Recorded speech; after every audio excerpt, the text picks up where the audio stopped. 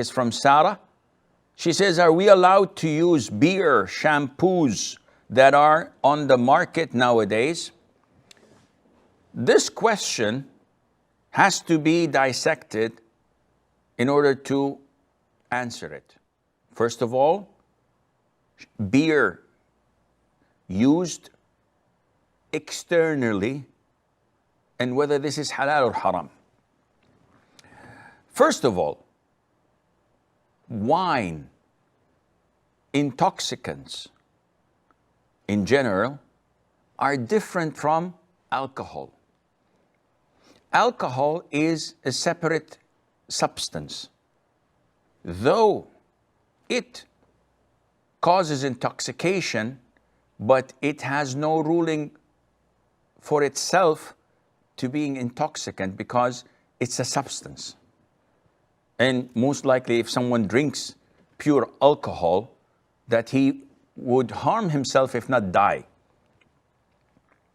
So alcohol itself is not our topic. Our topic is intoxicants. Whether it is wine, red or white, whether it is whiskey, whether it is any other intoxicant.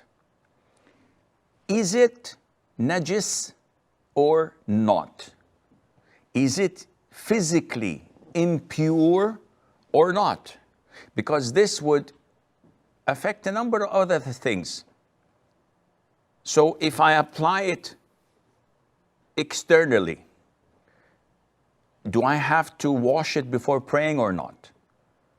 So if it is pure alcohol and I have it in a swab and I clean my wound to pray, do I have to wash it? The answer is no.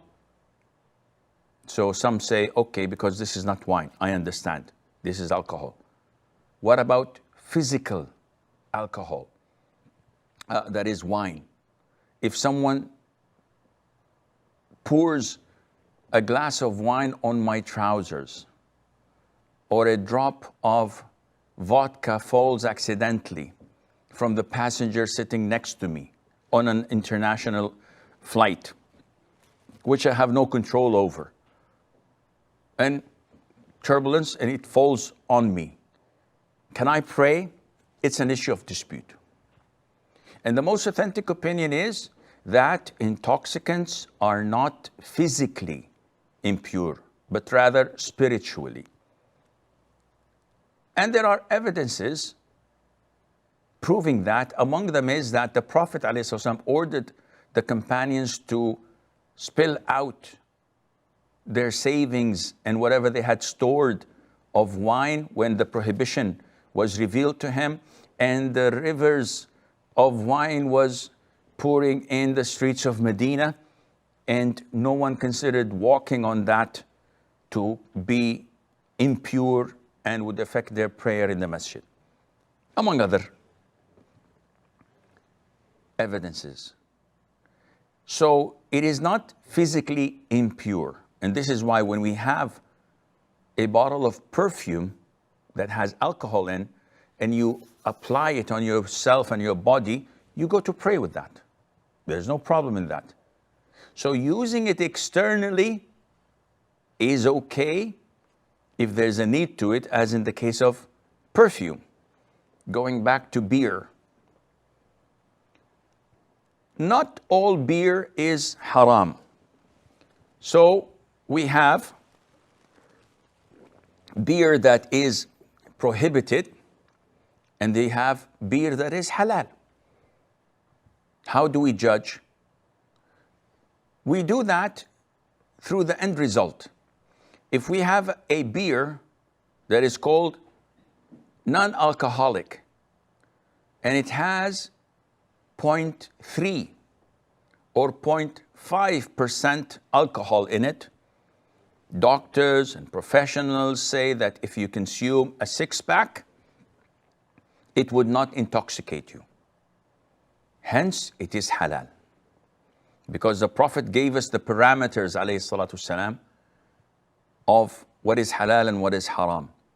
When he said in an authentic hadith, whatever intoxicates in large quantities then little of it is haram.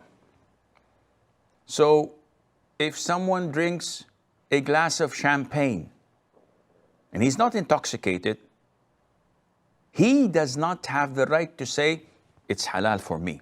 I'm just a social drinker. They were throwing a toast, so I just drank half a glass. And it did not intoxicate me. Said, Akhi, if you drank, or if you were to drink a large quantities of it, like 5 or 6 glasses, would you become intoxicated? He said, definitely I'd become wasted. In this case, a drop of it, one single drop, is haram for you. This is the measurement tool that the Prophet gave us, alayhi salatu wasalam. So we have to look at the shampoo, the beer itself. If it's not intoxicating and it's added to shampoo, there's no problem using it. Okay, Sheikh, what about if it is intoxicating? What if it's a Miller or a Budweiser, full throttle, as they say, the real deal? It's definitely haram to consume. What about if it's mixed with shampoo? Using it externally in your hair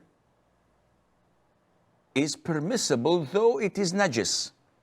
But if you use it externally, like perfume, and you wash it, then it's okay. The trick is not here. The trick is in buying it. So when you buy shampoo that is alcoholic beer based, then you are buying alcohol, you're buying wine, you're buying intoxication. And the Prophet ﷺ cursed in wine 10. Among them is the one who buys it. So those who buy it, who sell it, who manufacture it, who grow the grapes or the plants used for it, who carry it, who it is carried to, etc. So many people are cursed when it comes to wine, which is the general terminology for intoxicants. Therefore, buying it is totally prohibited. Using it is something that is abhorred, is not recommended for a Muslim, but at the end of the day, it's not haram, because one is using it externally and not consuming it.